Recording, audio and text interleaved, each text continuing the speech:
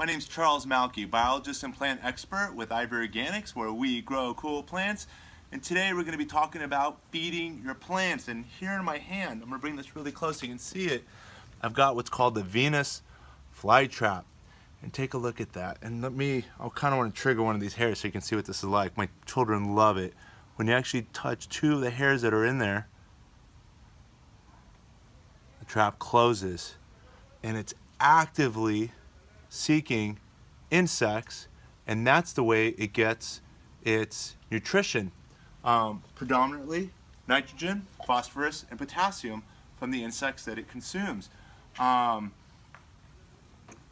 here in Los Angeles. It's now the second week of February, and in my growing zone, the last chance of frost was the last week of January. So here we are in February, and for us in Los Angeles, you can now begin your spring plantings. And most people usually wait till spring and even April, but that's not necessary if you live in this particular growing zone.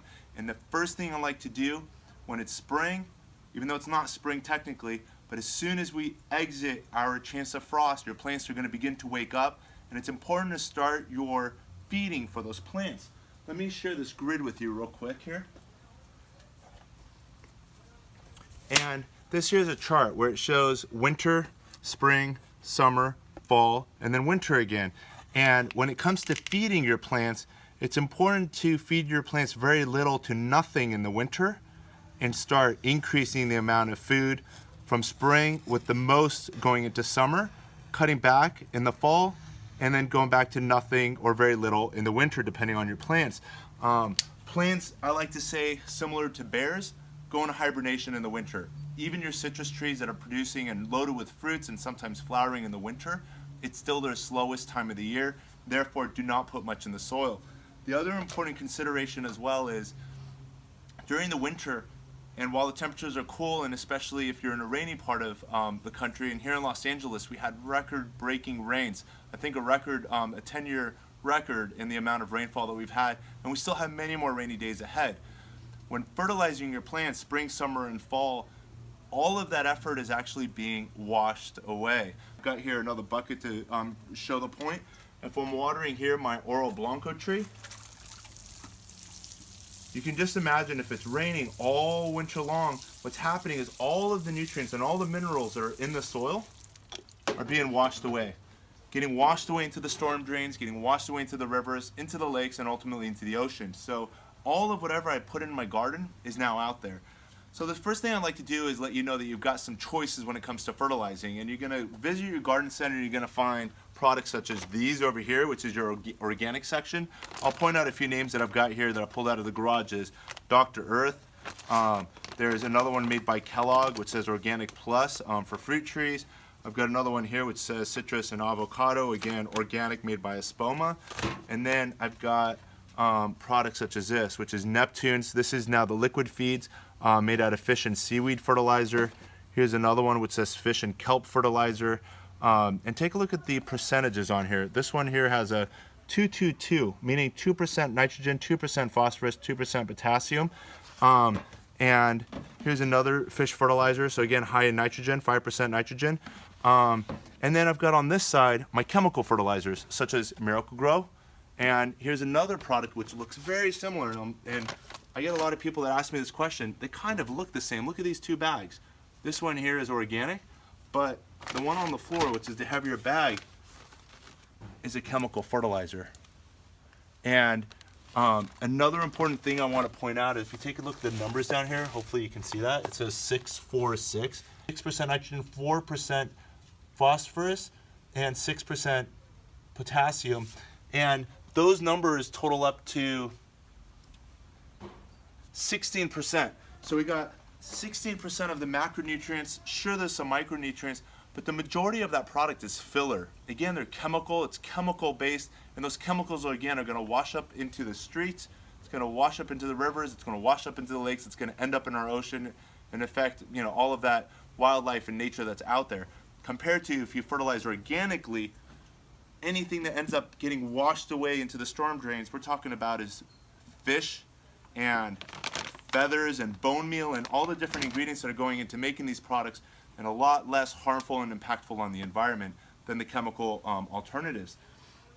What I want to share with you next is in regards to the cycle that we just discussed, we need to do less near the beginning and less near the end of the growing season. And the way I like to start off with, and we've got all these choices here, we can either fertilize using a liquid fertilizer, and this one here I can quickly share with you. On the back says, in regards to fertilizing times, it says apply 1 to 2 times per week throughout the growing season. For me, and I spend a lot of time in the garden, that's a lot of work to actually be mixing product once or twice a week. But it is my favorite way to start the growing season is to use a liquid fertilizer because it gets in the soil. And a way to imagine this is you're feeding the soil biology. You're waking up the earthworms, you're waking up the bacteria, you're waking up the fungi and saying, here's some food, and you're also making all of these elements available to the plant immediately.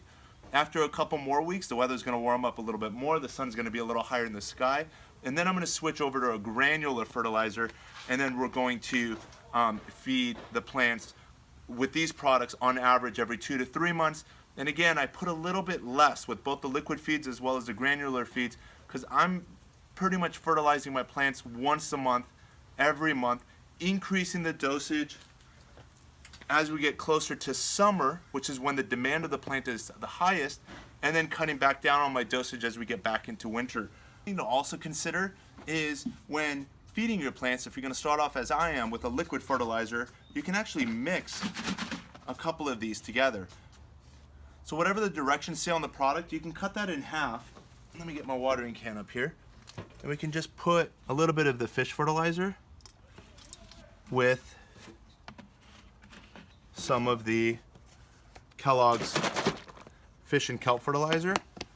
And what this will do is give me a lot more elements off the periodic table into the soil. And again, this is going to feed the microorganisms.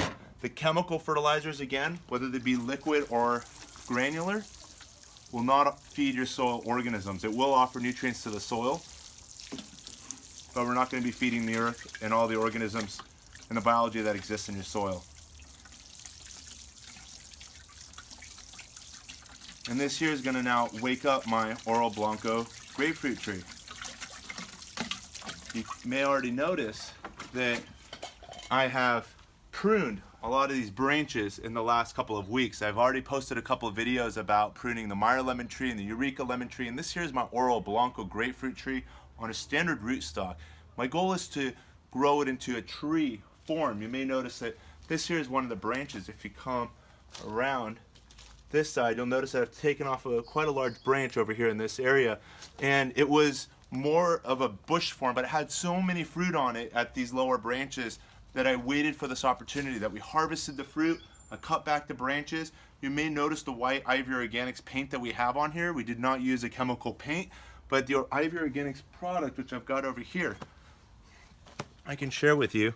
Ivy Organics, a 3-in-1 plant guard where it's protection against damaging sunburn and insects and rodents for use on your roses, fruit, nut trees, ornamental trees, and shrubs.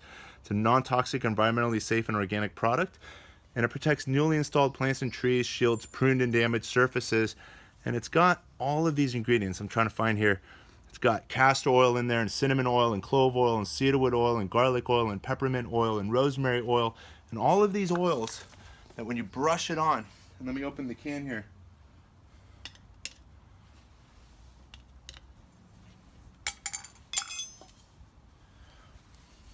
Then when you brush it on, you're actually coating the plant with a protective barrier to prevent any sunburn and sun scald to the tree, as well as the oils in here will help repel any insects and beetles from possibly penetrating. If you take a look at this exposed surface over here, you can see this is where we pruned it. This is now a perfect entryway for wood-boring insects to get in there.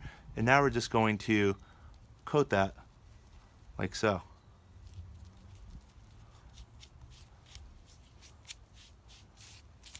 And we're going to go up as high as we can, again coating all the exposed surfaces to that not only we pruned, but also that are exposed to too much sunlight so that none of that burns. And I've posted some videos earlier, and I can put those links down below, where you can see an orange tree that got exposed to too much sun. Once it got pruned, within a few months, it suffered third-degree burns.